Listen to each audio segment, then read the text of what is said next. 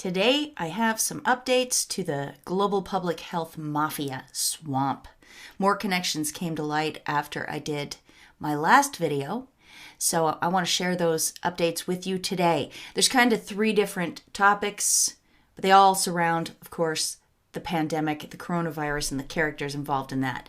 So for the first story, I have to remind you that Anthony Fauci at the NIAID gave money, a total of $7.4 million over a number of years, to the Wuhan Institute of Virology in Wuhan, China.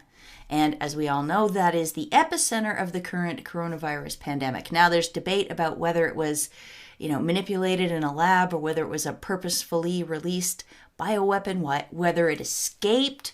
Nobody is in agreement as to what happened there. But one thing everybody does agree upon is that the Wuhan Institute of Virology had some sort of role in the current pandemic. All right. Now, I found a press release from the Wuhan Institute of Virology that had an interesting couple of factoids in it. Here's the article. Here's the press release here from November 21st, 2018. Experts of public health from 10 African countries visited Wuhan Institute of Virology and CAS, that's the Chinese Academy of Science.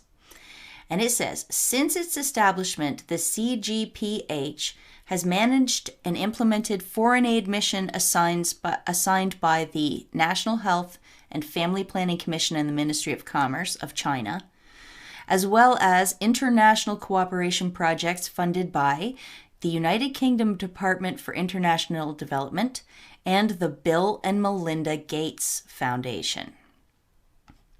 Boom. There you have a direct connection to China, this CGPH organization, and the Bill and Melinda Gates Foundation. What projects are the Bill and Melinda Gates Foundation sponsoring through the CGPH? We don't know, but that is a pretty interesting funding arrangement they've got there. Patrick Howley saw my tweet about this on May 7th, and he put together something on May 9th that covers this a little bit, slightly more extensively. It's not a very long article. Thank you for crediting me, Patrick. You are a gentleman.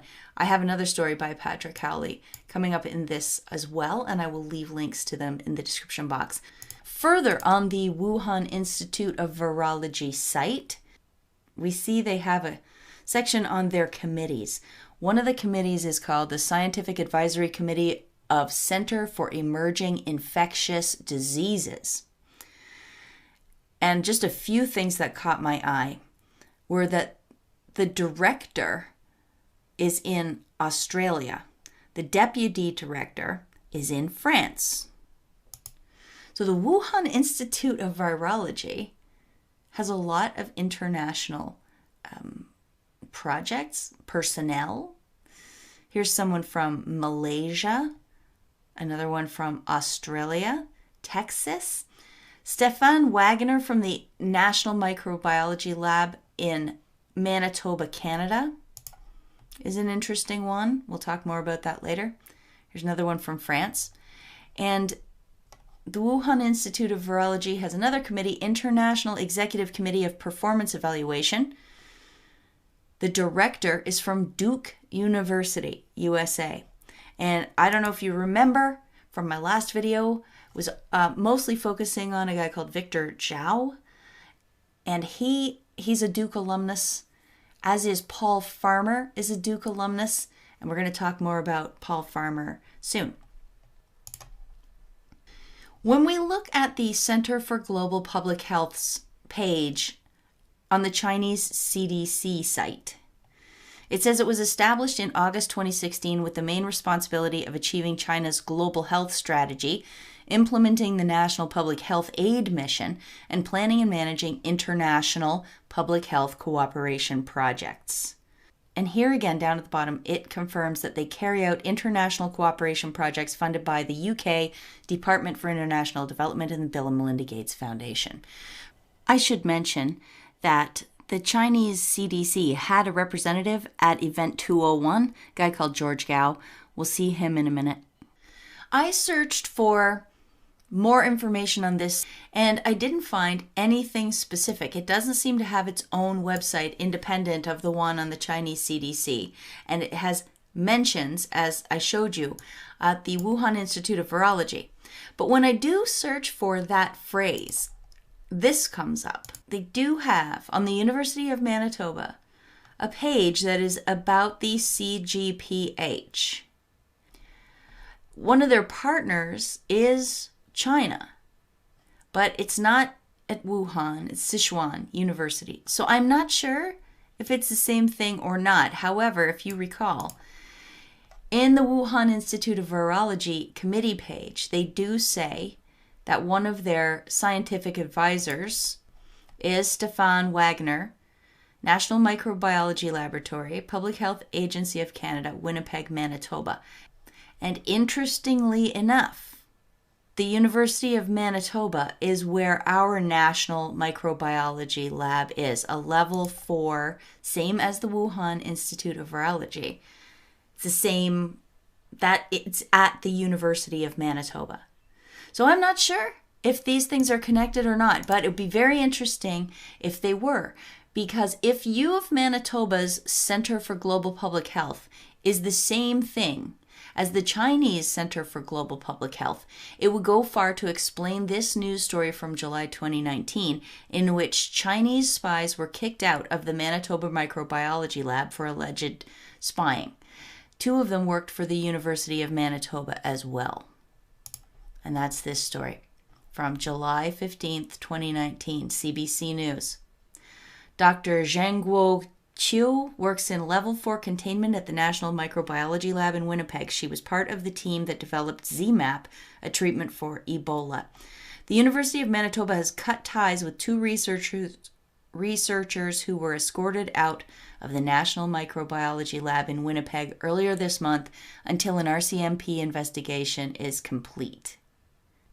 So, I don't know if these things are connected, but if Bill Gates Foundation and the UK International Development Department both fund the CGPH, I wonder if there's Gates money flowing into the University of Manitoba through that program. And I wonder if any of that was going towards projects at the Level 4 Microbiology Lab. Wouldn't that be interesting? Now, there's something else to this story. Just after the outbreak began in North America, a guy called Frank Plummer mysteriously died in Kenya after going on a safari, and he was there apparently to deliver a keynote address on AIDS, because Frank Plummer was a Canadian scientist, academic, and HIV/AIDS researcher. He was a recognized specialist in infectious diseases whose work influenced public health policy in Canada and abroad. He was very famous in the world of AIDS at the same time as Anthony Fauci was making his name in the world of AIDS, and he worked at the University of Manitoba. He was part of that virology lab. Plummer was born and raised in Winnipeg, where he headed up Canada's National Microbiology Lab for several years. Here's the article about him dying. It was on February 4th. So like I said, just after the virus started gaining traction in North America. So it's very curious. At first they didn't release his cause of death, and then later they said it was a heart attack. But look at this interesting little tidbit here. Plummer was most recently living in Toronto, where he underwent experimental brain surgery to fight alcohol addiction. He was believed to be the first person in North America to undergo deep brain stimulation for that project. That's very curious, and that ties over to a guy called Charles Lieber, who had just been arrested the week before Plummer died in Kenya. And Charles Lieber's work was all about injecting this tiny, tiny nano mesh into people's brains to control specific neural circuits.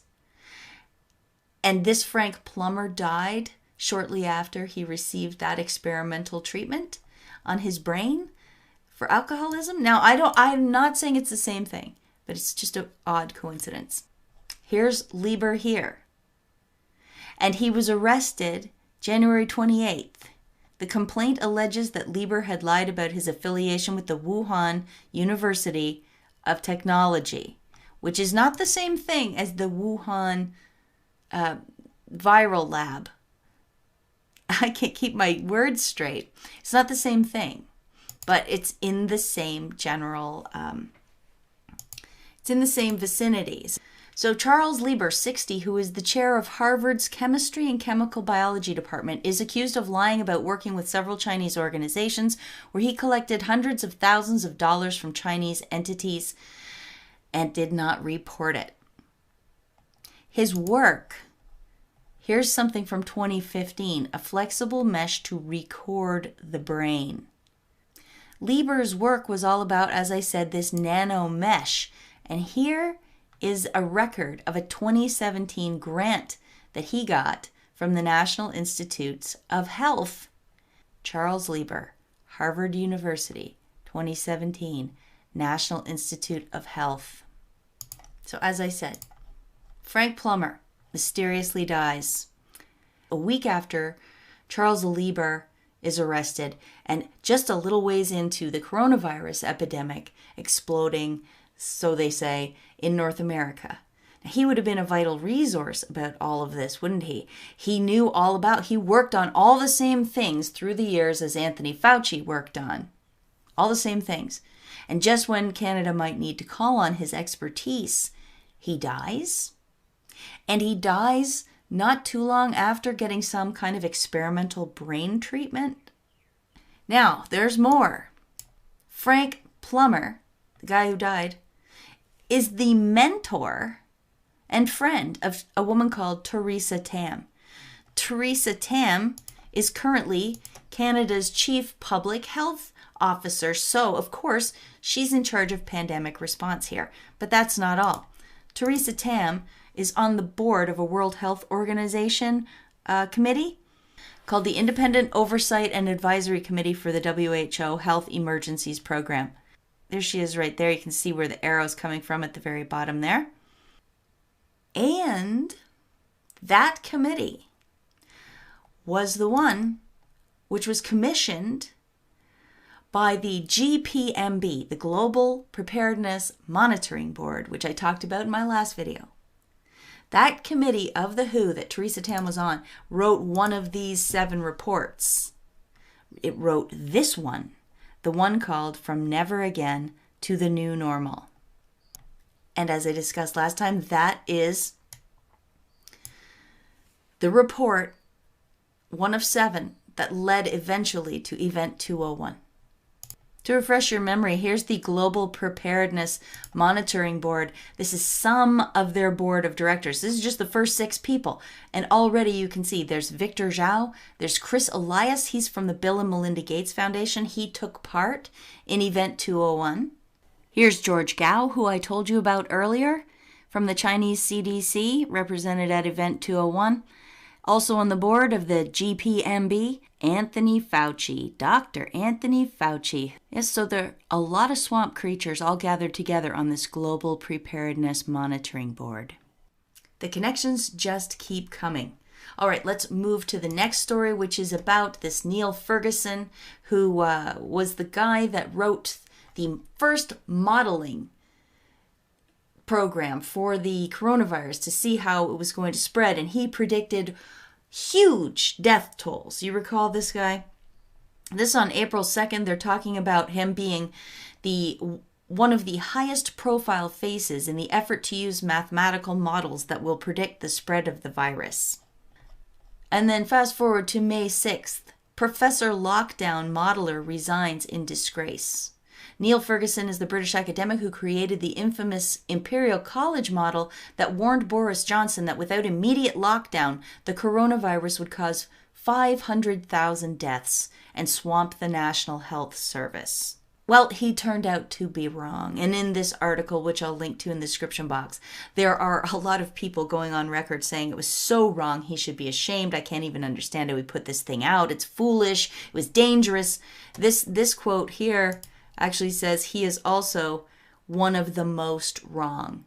So that's Neil Ferguson, and he was from the Imperial College. That's who put together that model. Well, on Twitter, Maria Sederholm, she sent me this on May 10th. Just watched your latest video. Amazing, simply amazing, one of your best. You didn't mention that Dr. Zhao is also on the board of Imperial College Health Partners, the Imperial College where Neil Ferguson crafted the landmark report that put whole countries in lockdown. Boom. That is a huge boom. I can't believe it.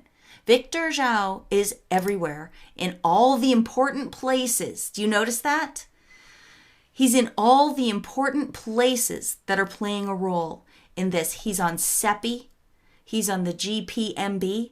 He's the president of the National Academy of Medicine and more. And now we find this. There he is there.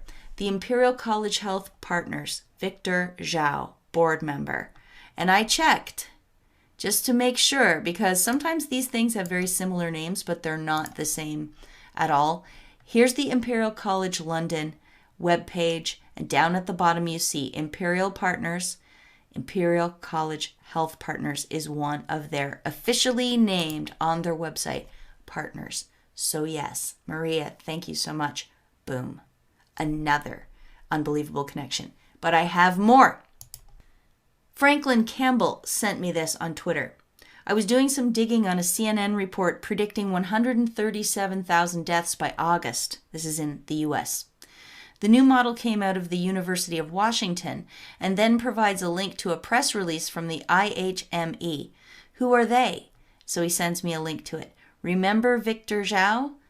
They set the metric. And I thought to myself, you have got to be kidding. He is not on that board too. But he is. Boom. It's just all unraveling for them. The global public health mafia is being exposed every day more. No wonder they are in such a huge panic. They really are, I believe, in a huge panic. This stuff is toxic to them.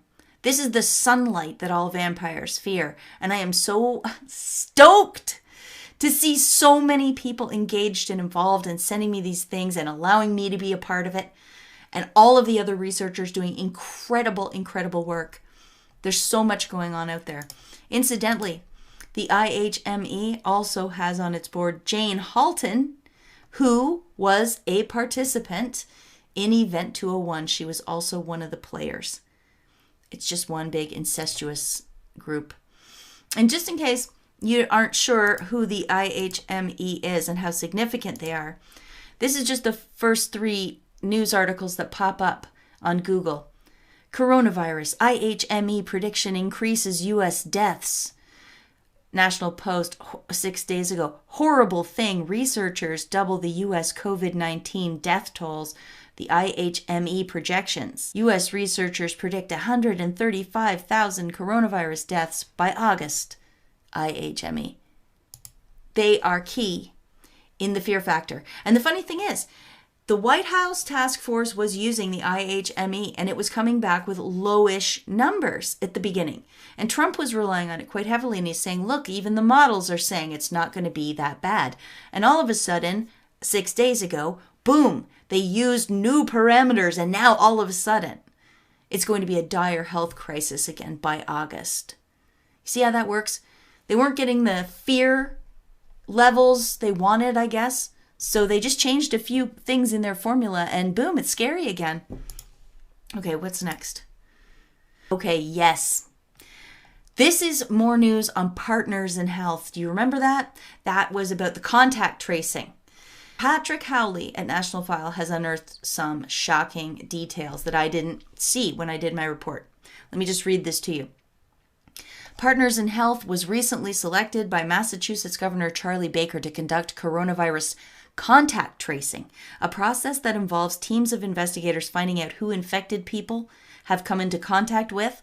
The group is already, quote, training and deploying hundreds of contact tracers. Some citizens fear the potential for mass surveillance posed by contact tracing, especially in light of a Democrat-introduced bill in Congress to authorize contact tracing, quote, at individuals' residences. This is that H.R. 6666. Again with the 666, right? Partners in Health's involvement will not assuage many fears, considering the group has received funding from George Soros and Bill Gates organizations and counts Chelsea Clinton on its board of trustees. And just for you to have a quick look, these are the Partners in Health donors of $1 million and above. And here we see Bill and Melinda Gates. And we see Open Society Foundation, which is George Soros. So confirmed, not that I doubt Patrick Howley's work at all, but there's more on here that will interest you, I'm sure, like the Google Foundation, Reid Hoffman, that's the Salesforce guy, that's the LinkedIn guy. Cargill is the meat processing plants in Canada anyway that are supposedly having COVID outbreaks. But Cargill is also a pharmaceutical company, so it wins either way with these types of outbreaks, I suppose. All right, that's it for today. I'm going to wrap up. I'm going to show you the graphic. Hopefully I've got everything on here. So what we added to the swamp today was that the Bill and Melinda Gates Foundation, as well as the National Institute of Health, both give money to organizations that serve the Wuhan Institute of Virology. And this guy, Neil Ferguson from Imperial College, he was one of the guys that put out the dire predictions very early on, and the governments relied on that, and therefore they locked us all down. It turns out that Victor Zhao is on the board of Imperial College Health Partners. So he has a link to this guy. And this guy was pivotal to the globalists, the public health mafia, creating the lockdown scene that we're under today. That's in the UK, but turns out Victor Zhao had the American numbers modeling covered as well. Anthony Fauci has relied on the numbers coming out of the IHME. So their models will predict how long lockdown goes on and that sort of thing. And of course, Victor Zhao is on the board of that as well.